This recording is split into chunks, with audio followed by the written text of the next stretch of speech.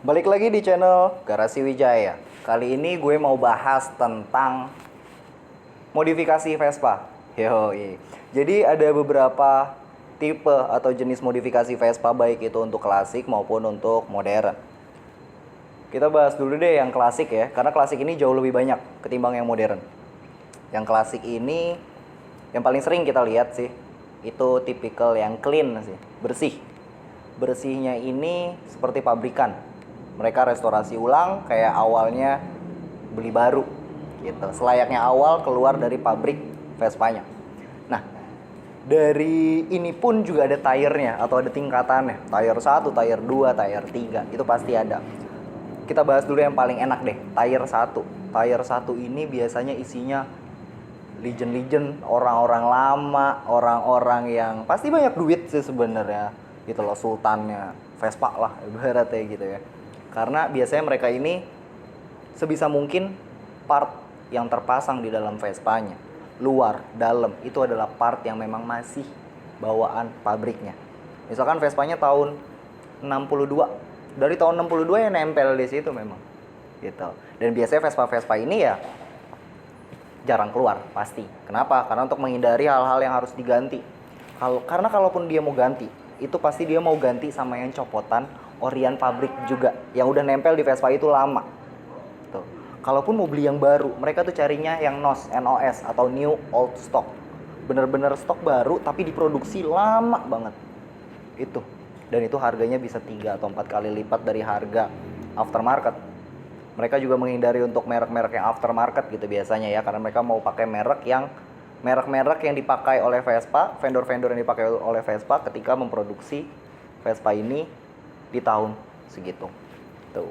Nah, tire yang kedua ini dia juga mau membalikan ke pabrik, tapi dengan budget atau dengan alat atau bahan yang lebih mudah ditemukan gitu. Jadi misalnya dia mau tetap dengan desain lama, tapi mungkin untuk speedometernya nggak pakai yang lama tuh Vigano misalnya. Dia pakai SIP, itu bisa. Tapi dengan bentuk yang sama, misalkan kayak bentuk asbak atau bentuk kerang kalau untuk super gitu ya.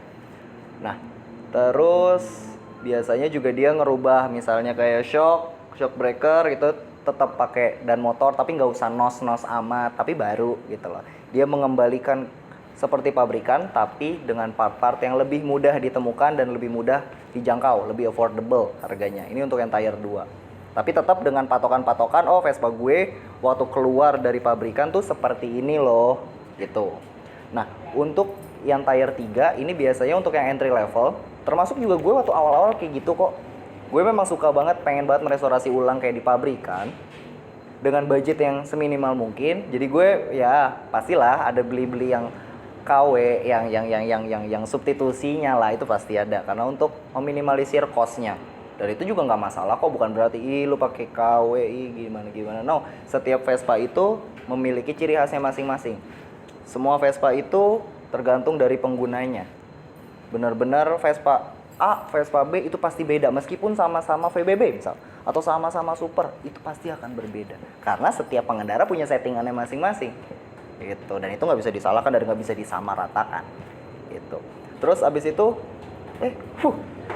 abis itu tipe racing mungkin ya, modifikasi. Jadi dia lebih suka pakai yang racing, baik itu knalpotnya racing, buang kanan misalnya, terus dipakein cakram misalnya, bore up. Itu tipe modifikasi yang lainnya. Nah, untuk yang racing ini juga sama, ada juga yang dia pakai aftermarket yang mahal-mahal, bore up-annya juga merek-merek ternama. Ada juga yang memang dia pakai substitusi. Balik lagi memang tergantung budget. Memang semua itu tergantung budget kok, jelas. Pokoknya jangan sampai memang kalau kalian modif itu budget yang mengikuti mau kalian, tetapi mau kalian lah yang mengikuti budget. Karena modifikasi yang baik adalah modifikasi yang selesai. Itu. Karena kalau nggak selesai ya pasti nggak puas juga gitu loh. Nggak akan ada puasnya. Habis itu balik lagi tadi ke clean untuk restorasi, racing, habis itu ekstrim. Ekstrim ini nih. Ekstrim ini yang banyak lah kita jumpai di jalan-jalan nggak banyak juga sih sebenarnya, mungkin di beberapa kota lah ya itu yang banyak. Ada yang ekstrimnya juga bagus banget yang sampai mendunia gitu kan, ada juga memang ekstrim yang asal pun juga ada sebenarnya gitu loh. Pun juga karena semua modifikasi juga ada yang asal kok gitu.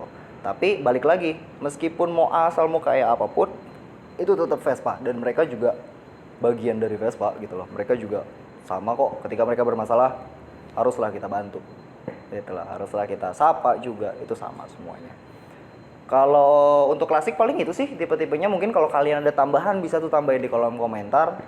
Kalau untuk modern tuh masih biasanya cuman ini sih, nggak sebanyak klasik. Mungkin ada cuman 2 sih. Misal kayak dia finishingnya aja, entah dia ganti cat, ganti warna gitu ya, atau di stikerin, atau mungkin dia ganti velg, ganti warna velg. Paling finishing aja kecil gitu ya, karena memang dari bentuk, dari arsitekturnya gitu ya, modelnya memang udah cukup apa ya, zaman sekarang lah gitu.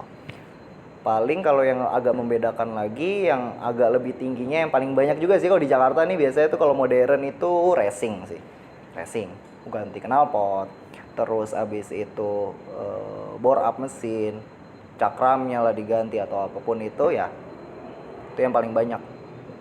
Dan yang pasti juga akan merogoh kocek lebih dalam sih. Tuh tipikal modifikasi Vespa. Kalau kalian sendiri tipe modifikasi yang mana? Yang kalian lebih suka, yang kalian kira-kira mau Vespa kalian tuh dimodifikasi kayak apa? Tulis di kolom komentar. Sekian video kali ini. Keep your Vespa on. Jangan lupa klakson. Bye-bye.